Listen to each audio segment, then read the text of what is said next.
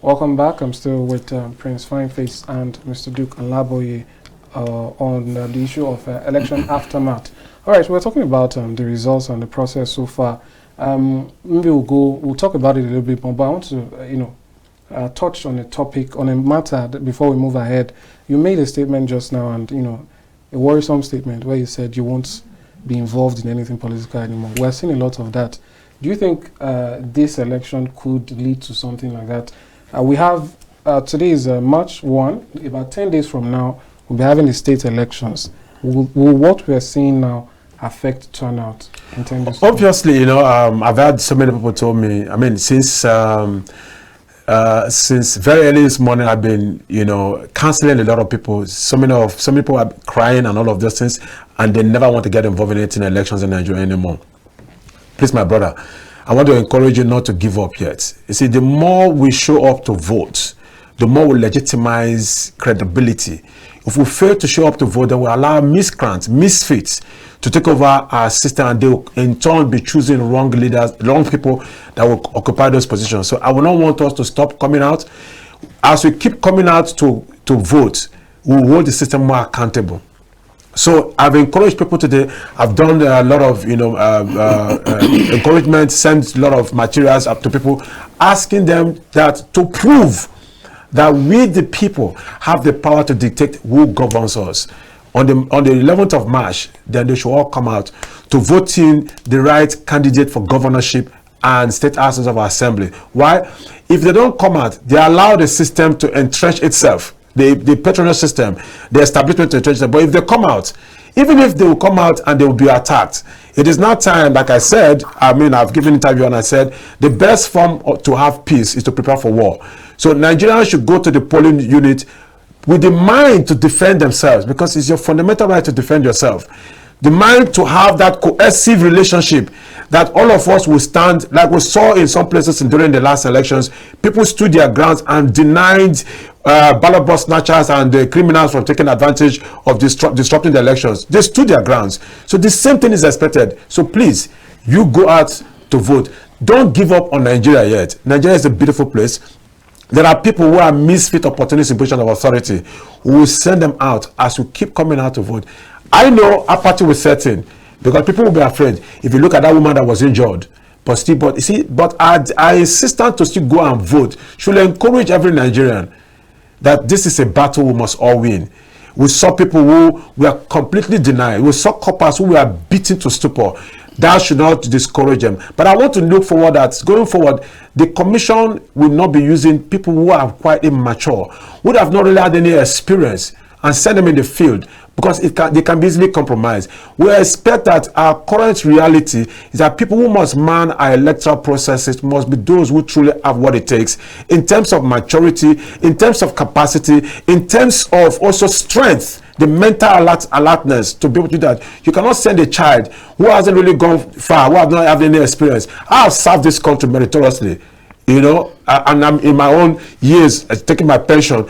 I expect that the commission should be looking forward to people who have truly served, who understand who knows what is at stake, to man those positions and to do right. Then the politicians also need to learn a whole lot, because I guess the school they go to is actually not a school that actually changed their orientation. Because if you go to school and that school cannot detect how you behave publicly for human dignity, then it means you have not actually gone to school. I hope that can change for the nearest future. All right, let's quickly talk about reactions now. Yeah. We saw that there was a press briefing by joint parties and thereabout opposition parties who are aggrieved about this process. What's the way forward now for these parties?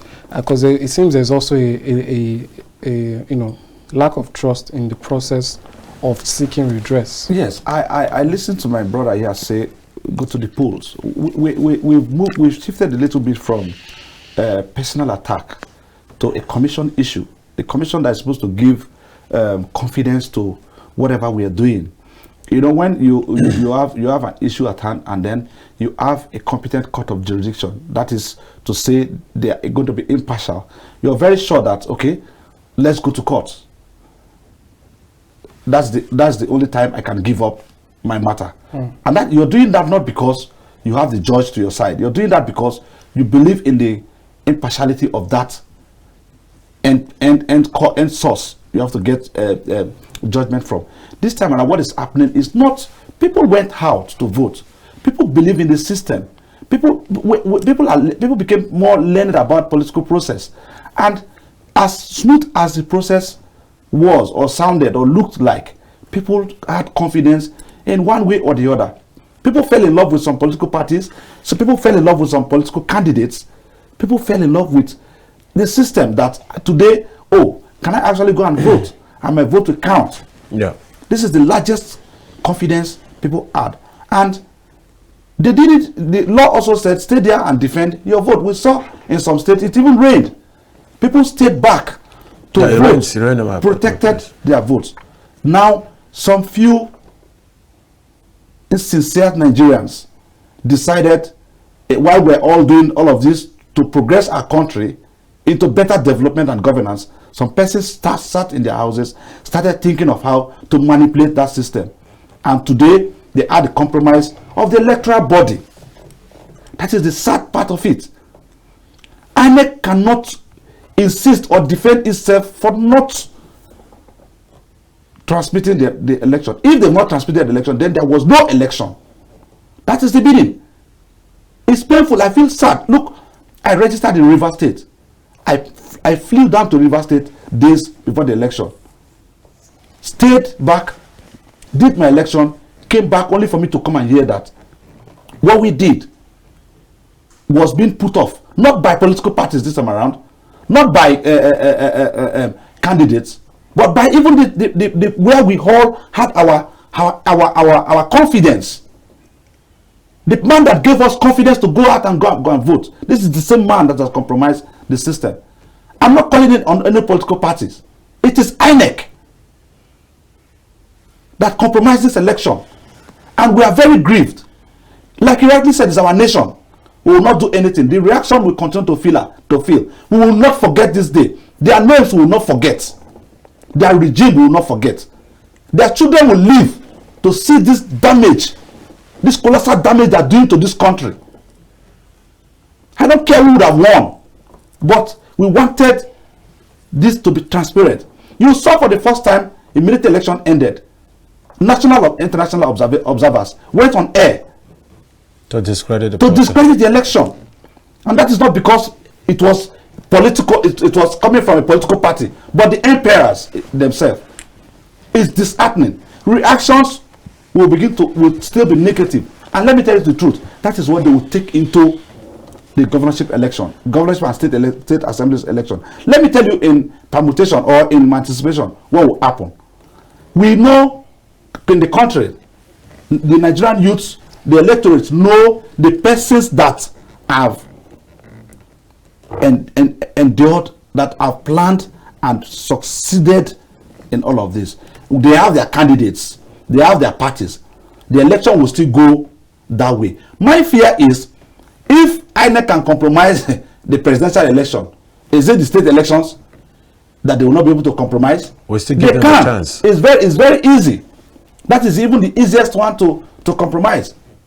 So the general election, that is the general result that is even coming to them, they could not stand first to say no to influencers. Is it the state elections that they will be able to manage? This is where we are. This is where we are worried. This is where confidence will roll out. This is where apathy might even come up. I understand your passion. This is the same passion I moved with for 4 years, wanting to see a nice good end of the 2023 elections, and we are all demoralized. We are coming up with our release. The Youth Council is coming up with our release on this, and we pray, we know that posterity will not allow these men to go free. All right. I just like to add my voice to Prince Fineface that at the end of the day, it's harder for these things to happen when more people are out there. I know that, so far there are grievances, and that's why I asked for the reactions. Yes. We know that some parties are saying, I know for an instance now, for the Labour Party, some of their supporters have created a website where they are all sending pictures of the polling unit results. polling unit results Sorry, and sorry, trying my to brother. Sorry, compare without evidence. cutting you. Before you, Let let's hear from our caller. Then you Okay, go ahead. all right. We lost the call. Go ahead. Let me tell you something. If you agree with me, Fine Face, the strategy here is declare and let them go to court. It has always been a system. The common man does not have the court. The court is one of the most expensive places to go.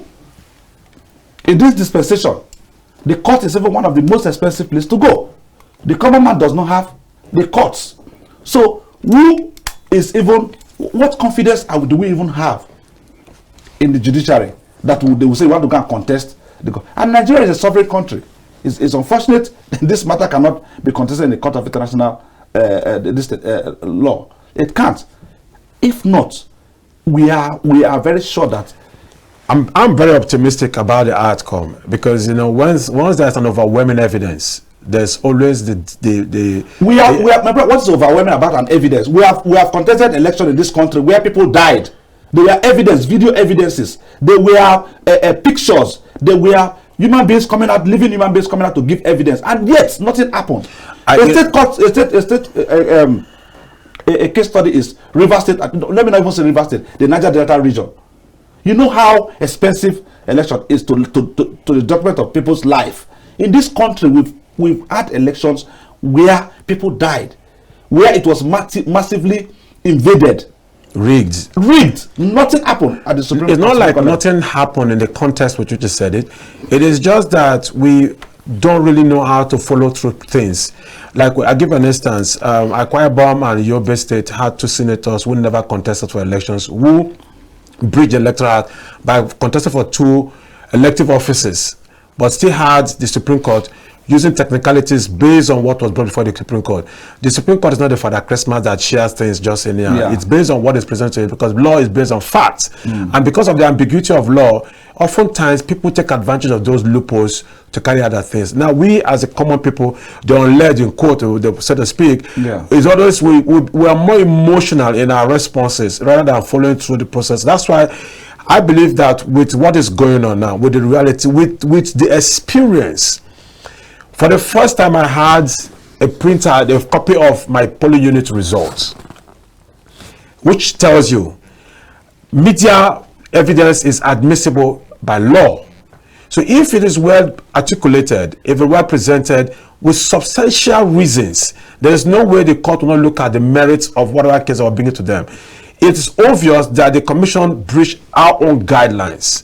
It is also obvious that there are certain areas where the security agencies compromised alongside with the officials of the commission, the Independent National Electoral Commission. I saw where the police were also carrying ballot papers and hijacking them. I saw those things.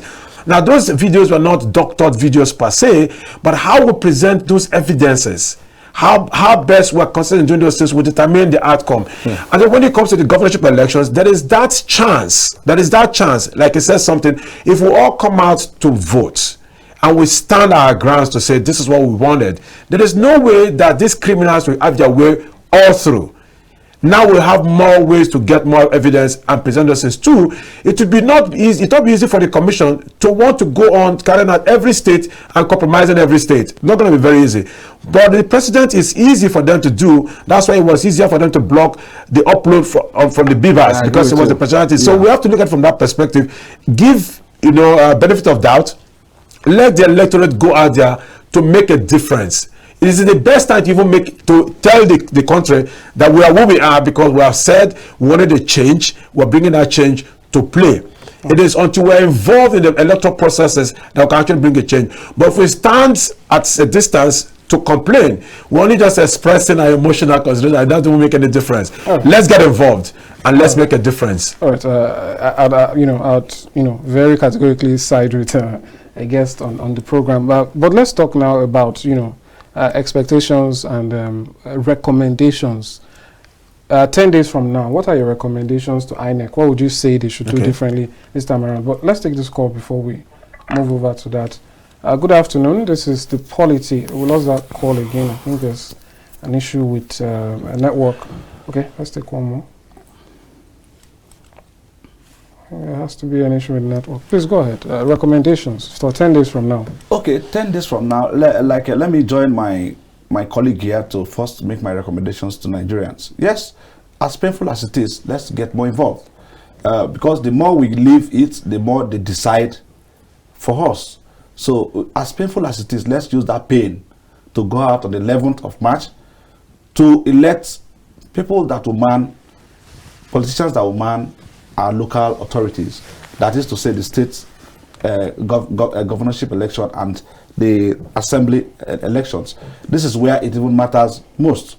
So we should keep behind us what has happened, but hold it in our hearts to push that more to see. And he rightly also said, INEC is not also comfortable with what is happening. Even though they've played the devil advocates, they are also still sure that trying it again may not be possible. But I can assure you that we're in a country where per second people are thinking of how to invade a smooth system. I know why I'm emphasizing on this thing. As we are here talking about persons going out, people are still seated planning how they can undo the good process for 11th of March. But that shouldn't deter us. We should go forward. Talking to INEC, as disappointed as I am, I think they should allow states to decide the elections. People will come out and still vote.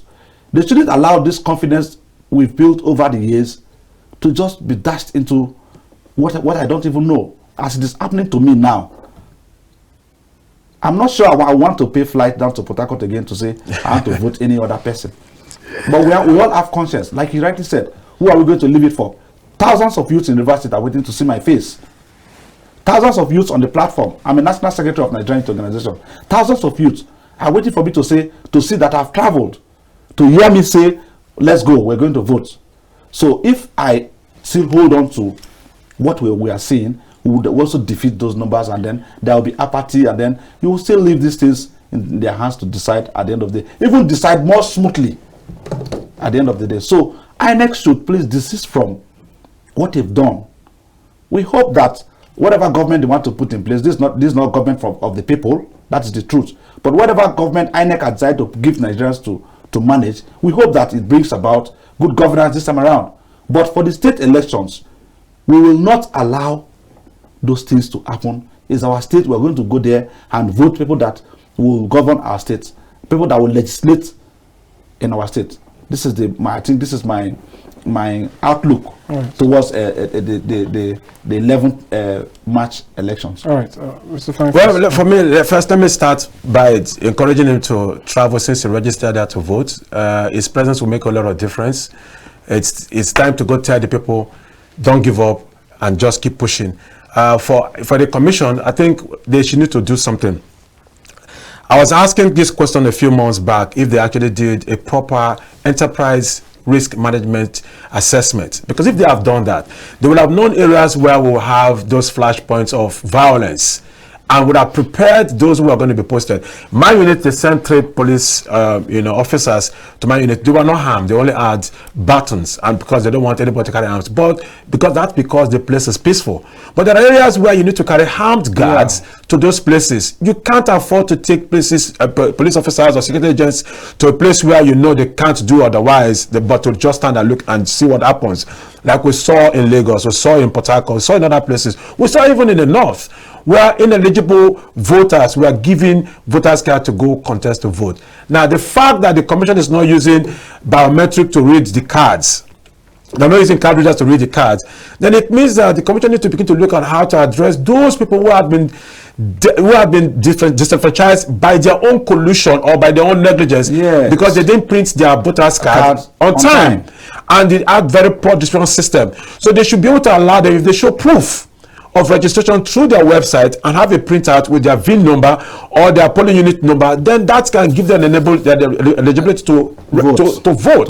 Because we're not doing card reader on elections day. Then we need to begin to look at logistics. I saw with the logistic plan that it was on the day of election that some vehicles were actually engaged to distribute materials. Wrong. They know the elections. A lot of these electoral officers didn't even know their locations. There was no case study done to intimate these electoral officers to know where and where they're supposed to be posted, how to get to those locations. Some of them were missing their way all around until it was late to actually get to their destination. So the commission need to do something different. Materials are supposed to be ahead of time, should go ahead of time and be secured in a particular location that needs to be secured for the people to see.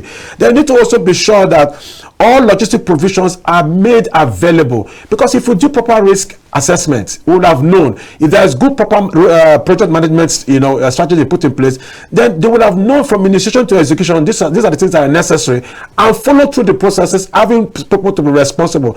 I expect that going forward the commission will be more responsible and more responsive, because it took me so many phone calls to be calling the commission to get people to come and to our location for us to start voting. It took us generally to make provision for generator, for lights for them to use, for canopy for them to use, for more chairs for them to use, for food for them to eat, for water, for drinks, water, soft drinks to get them to drink. Wrong. It's not supposed to be so. Monies we are budgeted for these things. The monies were released to the commission.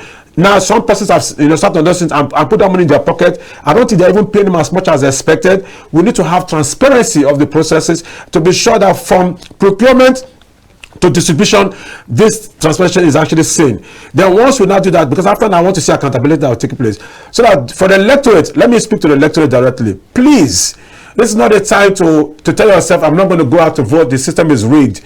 The system will continue to be rigged as much as we're not getting involved, until we'll understand the power behind the voter's card, because the voter's card is the most powerful tool in the democracy.